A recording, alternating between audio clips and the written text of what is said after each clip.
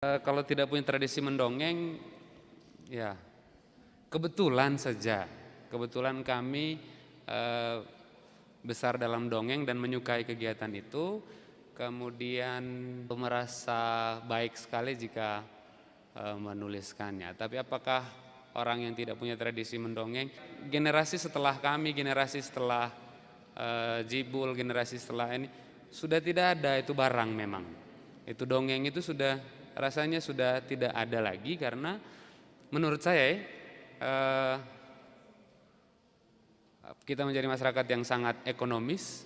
Jadi seharian di luar rumah orang tua kita dan mengejar rezeki demi kenyamanan anak-anak mereka, dan anak-anak mereka merasa sebenarnya nyaman saja kalau mereka didongengkan. Tapi karena sudah lelah sekali sehingga tradisi itu tidak ada dan diganti oleh televisi. Sialnya adalah karena televisi kita tidak menayangkan cerita-cerita yang cukup baik. Kalau kami punya dulu masih bagus, ada Unyil. Di generasi saya sampai generasi 90-an ya, itu masih ada si Unyil. Kita mengenal Pak Raden, dan rasanya yang berduka waktu Pak Raden meninggal dunia adalah orang-orang setua kami. Jadi anak-anak lain tidak tahu. Bagaimana menemukan bahasa untuk orang-orang yang tidak punya tradisi itu? Mungkin baik membaca, ada sangat banyak dongeng. Kita beruntung karena ada beberapa nama pendongeng dunia yang dengan mudah akan dicari bukunya sekarang. Bahwa dia sudah versi terjemahan kesekian, sudah masuk dengan interpretasi penulis Indonesia, tidak masalah. Tapi misalnya Hans Christian Andersen, kemudian Grimm bersaudara, kemudian beberapa nama lain, atau naik lagi ke generasi berikutnya, kita mengenal Lima Sekawan. Harusnya dia menjadi bacaan wajib misalnya. Tapi untuk yang sudah besar kan banyak buku-buku bagus yang juga bicara tentang itu.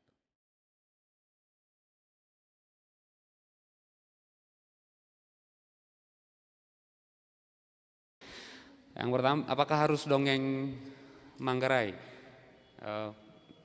Pilihannya tadi itu karena kita punya dongeng memang universal, karena misalnya itu dari Hansel and Grimm saja kita ada begitu, maka pilihannya mungkin mengganti simbol dengan kalau niatnya adalah membuat dia lebih mengenal Manggarai, saya kira bisa dipilihkan dengan hal lain. Ada memang dongeng asal mula sesuatu itu yang sangat Manggarai, misalnya yang sangat khas itu di saya punya kampung di Rego, Batu Timbang Raung.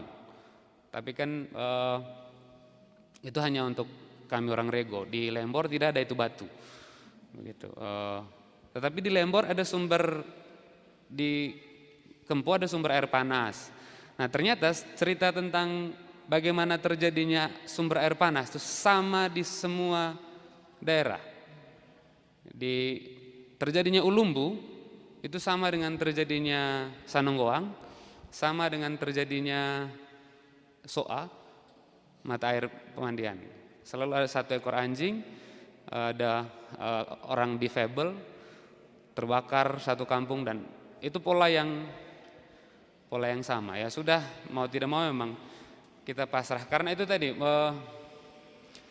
kita punya dongeng sendiri juga tidak terlalu, ya tidak ada yang cukup khas begitu toh. Sudah masuk ke siapa yang menuturkan, siapa yang membukukan, itu juga berpengaruh.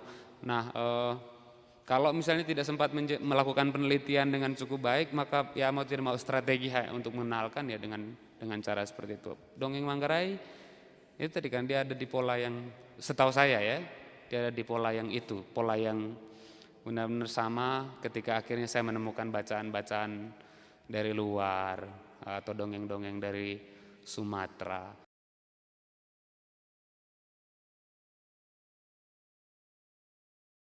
Manggarai, kita itu kenal misalnya cerita satu orang pemuda yang menjebak bidadari menyimpan selendangnya itu. Yang paling kita kenal itu Jakatarup. Jakatarup. Karena produksi kisah itu dari Jawa itu sudah dalam bentuk tulisan. Padahal kita punya ada. Manusia pertama datang dari, saya lupa, Pakistan atau pokoknya dia ganteng sekali, namanya Tamelo. Tamelo itu naik ke dari Borong, bukti perahunya ada katanya. Kemudian dia naik ke puncak Gunung Ranaka. Maka kita punya kiblat itu biasanya ke Mandosawu. Di Ranaka dia berkebun, mentimunnya baik sekali dan itu menarik hati para bidadari. Lalu bidadari turun mencuri mentimunnya dan akhirnya dia berhasil menangkap satu. Lalu itu menjadi istrinya. Lahirlah kami ini, kita ini kan. Lahirnya kita orang Manggarai ini. Dia masih manusia berbulu. Ada beberapa.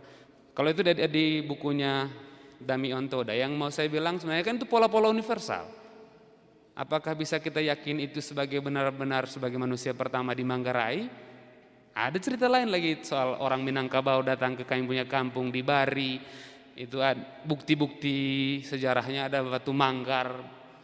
Manggar yang artinya angker itu masih ada juga bukti sejarahnya. Jadi sulit sekali buat orang Manggarai yang kumpulan dari sumber-sumber berbeda.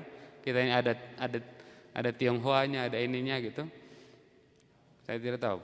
Mungkin di Flores Timur dia lebih baik karena tradisi, karena sumbernya satu. Kita sumbernya banyak sekali. Gitu. Tapi ada satu di Manggarai yang diyakini, yang juga diyakini itu akan ada satu orang Mesias yang datang dari arah Mandosawu. Jadi keturunan berikutnya orang yang datang pertama itu akan datang dari Mandosawu dan menjadi pencerah buat Manggarai. Nah, itu juga ada di tempat lain tuh, cerita seperti itu. Di Papua namanya Koreri. Koreri dia sedang datang ke barat sekarang ini dan suatu saat dia akan kembali. Makanya dia kasih maju dulu Jawa sampai Sumatera. Suatu saat nanti dia pulang akan kasih maju. Nah, hal seperti itu ada di semua. Jadi saya kira tidak harus dongeng Manggarai lah.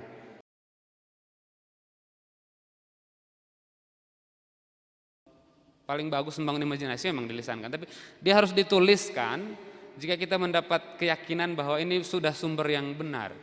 Ini barang. Dia harus dituliskan supaya nanti sumber orang bercerita itu dari situ. Kalau kita menjadi pencerita ketiga, keempat dan kelima, lalu kemudian kita menulis, kita punya interpretasi, jadinya kita berdebat di situ.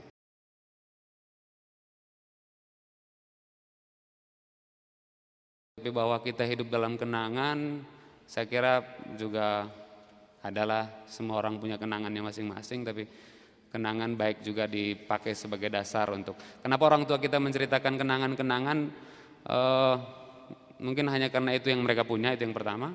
Karena hanya itu yang mereka punya. Yang kedua, kenangan bisa dipakai untuk batu untuk loncat ke depan supaya kau tidak mengulang hal yang sama. Makanya kita punya dongeng kan selalu ada pesan moralnya. Terima kasih sudah hadir di sini. Ini momen yang baik sekali. Kita terutama karena kita bisa berkenalan dengan semakin banyak orang.